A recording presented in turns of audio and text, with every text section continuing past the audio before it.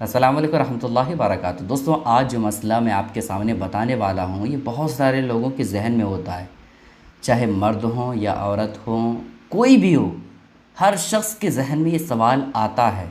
और बहुत सारे हजरात ऐसे हैं जो शर्म व हया की वजह से पूछ नहीं पाते हैं और दिल ही दिल में वो बात रख लेते हैं और आज तक उसे सही मालूमात इसके ताल्लुक़ से नहीं हो पाया है ना। और बहुत सारे हजरात जो बताने वाले हैं वो भी शर्मिंदगी महसूस करते हैं, भाई मेरे लिए भी शर्मिंदगी का मकाम है ये सब बातें बताना। लेकिन भाई आपको मैं पहले भी बताया था और आज भी बता रहा हूँ कि दीनी मामलात में कभी भी आप शर्मिंदगी महसूस ना करें। जब भी आपको मसले पूछने हो, मसला मसाइल आपको जानना हो, तो उसमें आप शर्मिंदगी ना महसूस करें। भाई कुछ ऐसे अल्फाज इस्तेमाल करें जो सामने वाला जिससे आप पूछ रहे हैं, जिस आलिम दीन से आप पूछ रहे हैं, वो समझ जाए। वो बात ये है दोस्तों कि बहुत सारे लोग ये पूछते हैं कि हज़रत ये बताइए कि जो नाफ के बाल हैं या बगल के बाल हैं वो कहाँ से कहाँ तक सफ़ा करना चाहिए, है ना। और इसके साथ ही साथ बहुत सारे लोग ये पूछते हैं कि हज़रत ये बताइए कि उसकी मुद्दत कितनी है, कितने दिनों में साफ़ करना ज़रूरी होता है, उसकी लिमिट क्या है ना। और साथ ही साथ ये भी सवाल बहुत सारे हजरात करते हैं और जहन में सवाल ये बना होता है कि क्या हम क्रीम से बगल के बाल या नाफ के नीचे के बाल साफ़ कर सकते हैं या नहीं। औरतें किससे साफ़ कर सकती है, मर्द हजरात किससे साफ़ कर सकता है, क्या ब्लेड से औरतें साफ़ कर सकती या नहीं, रेज़र से, इसी तरह से मर्द हजरात क्रीम से साफ़ कर सकता है या नहीं। तो इन तमाम तरह के कन्फ्यूज़न, इन तमाम तरह के सवालों के जवाब जो आपके जहन में आते हैं और शर्म व हया की वजह से पूछ नहीं पाते हैं, वो तमाम बातें आज मैं आपके सामने इंशाअल्लाह ताला बिल्कुल अच्छे तौर पर आपको समझाने की कोशिश करूँगा, ठीक है। पहले आप ये जान लें दोस्तों कि उसकी मुद्दत क्या है ना। बगल के बाल और नाफ के नीचे के बाल कितने दिनों में साफ़ करना चाहिए वो आप पहले सुन लें। दोस्तों देखें, मर्द हों या औरत, हफ्ते में या फिर हफ्ते में नहीं तो 10 दिन में एक बार बगल के बाल या नाफ के नीचे के बाल ये दोनों साफ़ कर ही लेना चाहिए। 10 दिन में नहीं करते हैं तो 15 दिन में, 20 दिन में, है ना, 25 दिन में, 30 दिन में साफ़ कर लेना चाहिए, ठीक है। लेकिन अगर मसरूफ़ियत की बिना पर कहीं ज़्यादा मसरूफ़ हो गए हैं या वक्त नहीं मिल पाता है उसके लिए, तो आप 40 दिनों के अंदर बगल के बाल और नाफ के नीचे के बाल ये साफ़ कर लें। 40 दिनों के अंदर बगल के बाल और नाफ के नीचे के बाल साफ़ करना ये बेहद ज़रूरी है, ठीक है। अगर आप 40 दिन के बाद भी साफ़ नहीं करते हैं तो ऐसा करना मकरूह तहरीमी है, हराम के करीब है, ठीक है। ये आपको पता चल गया। अब एक और सवाल आता है दोस्तों कि कहाँ से लेकर के कहाँ तक साफ़ करना चाहिए, ठीक है। तो इसके हवाले से भी आप जान लें। दोस्तों देखें, बगल के बाल की अगर बात करूं तो इसके हवाले से तो सबको पता होता है, क्योंकि यहाँ आसपास उतना बाल नहीं होता है, जिसकी वजह से लोगों को आसानी के साथ पता हो जाता है कि भाई जहाँ तक बाल आया है वहीं तक साफ़ कर लें, ठीक है। ये तो हर किसी को पता है। अब सवाल ये रहा कि नाफ के नीचे के बाल कहाँ से लेकर के कहाँ तक साफ़ करना ज़रूरी है, कहाँ से लेकर के कहाँ तक साफ़ करना चाहिए, तो इसके हवाले से भी आप जान लें। दोस्तों देखें, पेट का जो आखिरी हिस्सा है ना, उसको पेड़ू कहा जाता है, ठीक है। यानी पेट जहाँ ख़त्म होता है नीचे, उसे पेड़ू कहा जाता है। उस जगह से आपको वहाँ से शुरू करना है। अब पेड़ू किसे कहते हैं वो आप समाप्त कर लें। पेड़ू जहाँ पेट ख़त्म होता है उस जगह को कहते हैं। अगर आपको इसको समझना है तो आप दो जानू होकर के बैठ जाइए। जब बैठेंगे तो बैठने के बाद पेट जहाँ ख़त्म होगा वहाँ थोड़ा मोटा किस्म का चमड़ा, है ना, वो नज़र आएगा आपको। वो नज़र आने के बाद उसके नीचे का हिस्सा वो पेट में शामिल नहीं है। जहाँ वो मोटा दरार किस्म का हो जाता है चमड़े की शक्ल में, वहीं पेट ख़त्म होता है, ठीक है।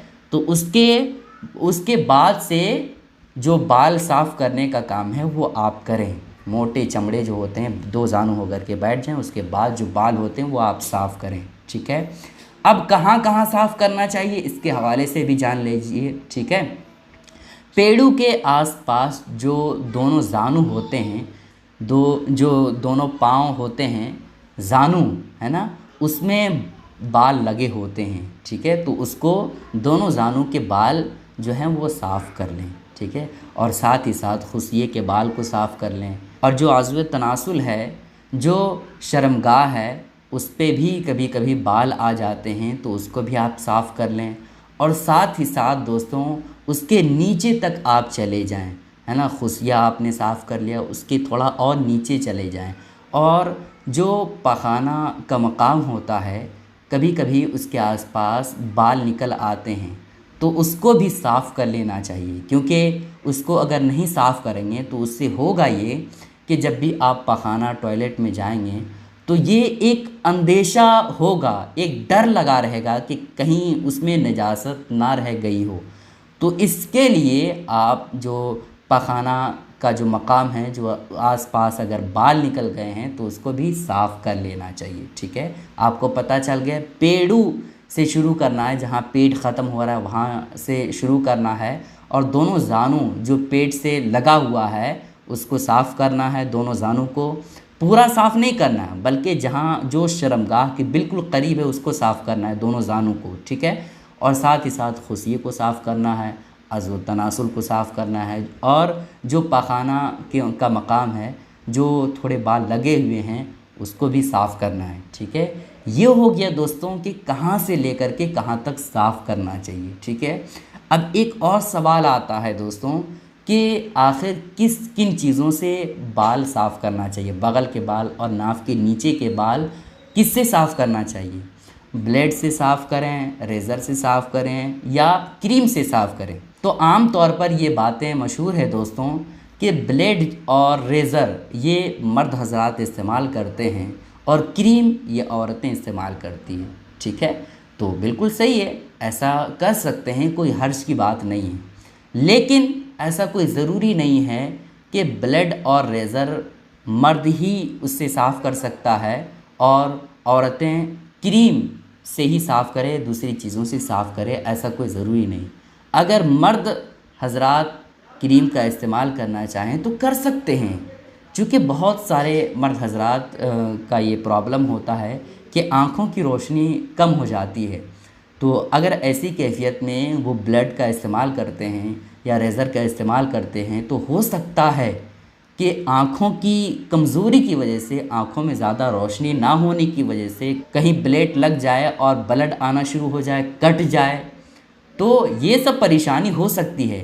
तो अगर ये सब परेशानी है तो मर्द हज़रात भी क्रीम का इस्तेमाल कर सकते हैं। ठीक है, इसी तरह से बहुत सारी औरतें ऐसी होती है जिनको क्रीम से एलर्जी होती है ना, उसकी बदबू नहीं अच्छी लगती है, या कोई और प्रॉब्लम हो सकता है। ठीक है, तो औरतें भी अगर क्रीम ना इस्तेमाल करके ब्लेड इस्तेमाल करे या रेज़र इस्तेमाल करे तो कर सकती है।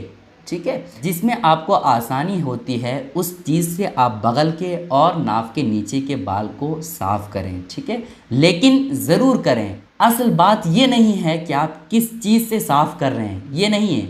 असल बात ये है कि आपका बाल, जो बगल का बाल है और नाक के नीचे का बाल है, वो साफ़ होना चाहिए 40 दिनों के अंदर। अब आप ब्लेड से साफ़ करें या फिर रेज़र से साफ़ करें या फिर क्रीम से साफ़ करें, जिस चीज़ से साफ़ करना चाहें कर सकते हैं। ये सब बातें ऐसी बातें हैं दोस्तों जो आम तौर पर किसी के सामने बोलना लोग शर्मिंदगी महसूस करते हैं, मुझे भी शर्मिंदगी आती है, लेकिन क्या कहा जाए, दीनी बात में मैंने कहा कि शर्मिंदगी महसूस नहीं करनी। इसलिए आप लोगों से गुजारिश है कि ये वीडियो ज़्यादा से ज़्यादा शेयर करें, ताकि बहुत सारे लोग जो नहीं जानते हैं, पूछने से शर्मिंदगी महसूस करते हैं, वो आसानी के साथ इन बातों को जान सके। अस्सलाम वालेकुम रहमतुल्लाहि व बरकातुहू।